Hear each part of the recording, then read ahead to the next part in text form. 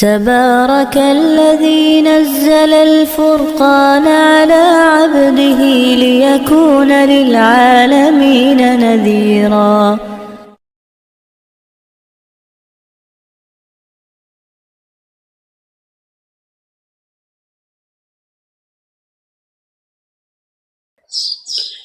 نحمده ونصلی علی رسول الکریم۔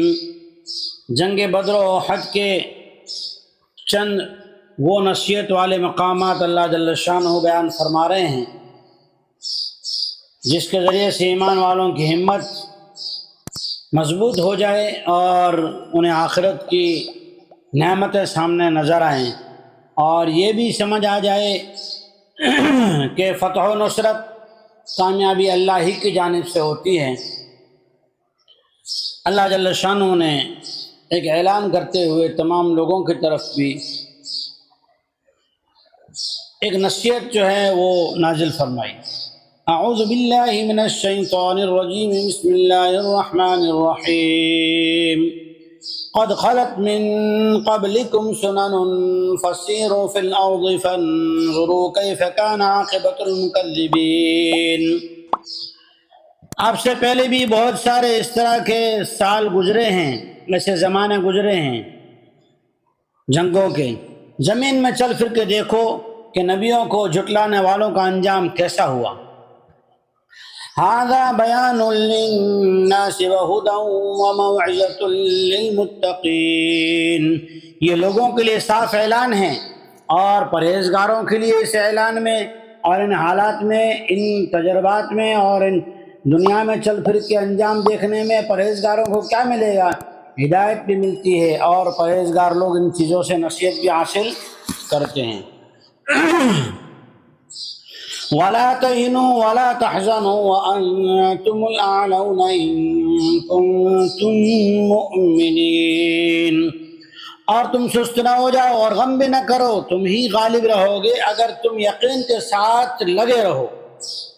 جنگ احد میں صحابہ کرام کا 50 آدمیوں کا ایک لشکر جناب رسول اللہ صلی اللہ علیہ وسلم نے عبداللہ بن جبیر رضی اللہ تعالیٰ عنہ کی امارت میں پہاڑی کے ایک ٹیلے پر کھڑا رکھا تھا کہ جب تک ہم نہ کہیں یہاں سے نہ ہٹنا۔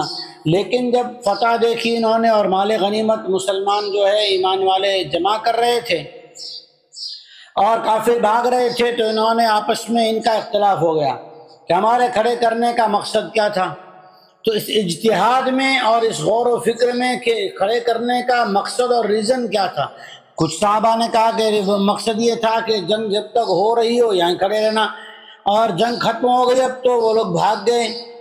تو پھر اختلاف ہوا اور بہت سارے صحابہ اس میں سے جو ہے میدان احد میں اتر گئے اور جا کے مال غنیمت حاصل کرنے میں لگ گئے۔ عبداللہ بن جبیر رضی اللہ تعالیٰ عنہ امیر جماعت جو تھے ان کے ساتھ میں چند لوگ رہے۔ کافر نے جب دیکھا کہ یہ ٹیلا خالی ہے اور چند لوگ ہی ہیں، یہ ابو سفیان تھا، اس نے پیچھے سے پھر آ کے ایک لشکر لے کے اور ان پر حملہ کیا۔ انہوں نے مقابلہ کیا لیکن آخر تھوڑے تھے، شہید ہو گئے۔ اور پھر جو یہ میدان میں اترے تو صحابہ کرام رضی اللہ عنہم اجمعین جو مال غنیمت کے جمع کرنے میں مصروف تھے، لگے ہوئے تھے، انہیں پتہ ہی نہیں چلا۔ اچانک سے یہ دونوں آمنے سامنے بھڑ گئے اور ان کو خیال بھی نہ تھا، اس کی وجہ سے بہت پریشان ہو گئے۔ اور پھر کسی منافق نے یہ بھی افواہ پھیلا دی کہ نعوذ باللہ رسول اللہ صلی اللہ علیہ وسلم شہید ہو گئے۔ اس سے صحابہ کی ہمت ٹوٹ گئی۔ بہت سارے صحابہ جو ہیں وہ جا کے کونوں پہ کھڑے ہو گئے اور جنگ سے دستبرداری اختیار کر لی کہ ہم جنگ نہیں کریں گے، کہ اللہ کے رسول تو ہے نہیں۔ اور پھر اس طرح جو ہے ایک بہت بڑا حادثہ ہوا کہ 70 صحابہ کرام رضی اللہ عنہم اجمعین شہید ہو گئے۔ تو صحابہ کو صدمہ بڑا پہنچا۔ اللہ جل شانہ نے تسلی دی، إِن يَمْسَسْكُمْ قَرْحٌ فَقَدْ مَسَّ الْقَوْمَ قَرْحٌ مِثْلُهُ۔ اگر تمہیں کوئی زخم اور دکھ پہنچے ہیں تو اسی طرح کے زخم اور دکھ ان کو بدر میں پہنچ چکے ہیں۔ وَتِلْكَ الْأَيَّامُ نُدَاوِلُهَا بَيْنَ النَّاسِ وَلِيَعْلَمَ اللَّهُ الَّذِينَ آمَنُوا وَيَتَّخِذَ مِنكُمْ شُهَدَاءَ وَاللَّهُ لَا يُحِبُّ الظَّالِمِينَ۔ یہ جنگ و جدال میں ہار جیت کے دن تو لوگوں کے درمیان میں بدلتے رہتے ہیں، اصل حقیقت تو یہ ہے اللہ جل شانہ ان جنگوں سے اس کے ذریعے سے جاننا چاہتے ہیں ایمان والے کون ہیں، اور کچھ لوگوں کو اللہ جل شانہ شہادت کا جام پلانا چاہتے ہیں۔ اللہ تعالیٰ ظلم کرنے والوں کو پسند نہیں کرتا۔ وَلِيُمَحِّصَ اللَّهُ الَّذِينَ آمَنُوا وَيَمْحَقَ الْكَافِرِينَ۔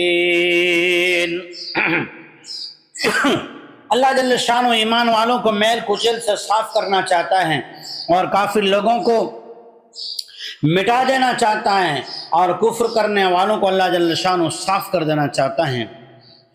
ام حسبتم ان تدخلوا الجنة ولما يعلم الله الذين جاهدوا منكم ويعلم الصابرين۔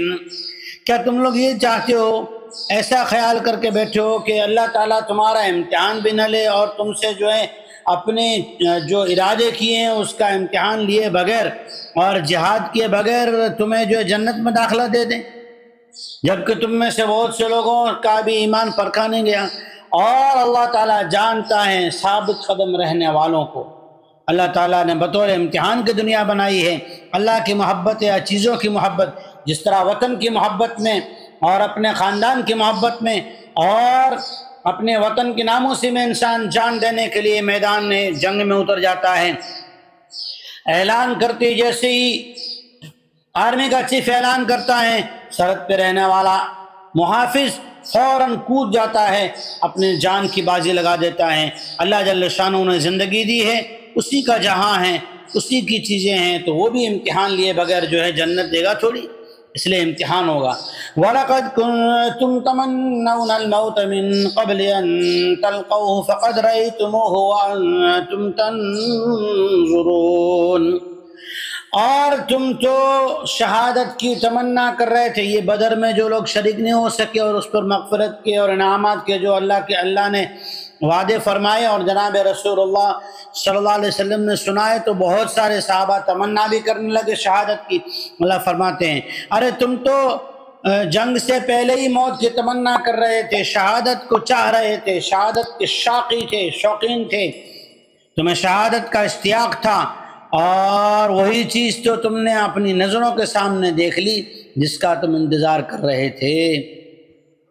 اللہ جل شانہ نے جنگ بدر کے ذریعے سے امت مسلمہ کو ایک سبق سمجھایا کہ اللہ جل شانہ ایمان والوں کو غالب رکھتا ہے۔ شرط یہ ہے کہ اطاعت محمد مصطفیٰ صلی اللہ علیہ وسلم میں رہیں۔ حقیقت یہ ہے کہ اپنے ایمان کو ایسا مضبوط رکھیں کہ حالات آئیں، دکھ تکلیف آئیں، آزمائشیں آئیں، امتحان آئے، پریشانیاں آئیں، تو ان سب کے ساتھ ایمان پہ جمے رہیں۔ اللہ کی رسی ہمارے ہاتھ سے نہ چھوٹے۔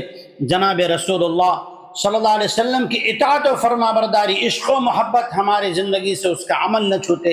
اللہ ہمیں اللہ کے احکامات کو جناب رسول اللہ صلی اللہ علیہ وسلم کے مبارک طریقوں پر ادا کرتے ہوئے جمنے کی، استقامت کی توفیق عطا فرمائے۔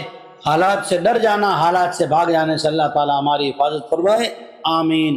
وآخر دعوانا الحمدللہ رب العالمین۔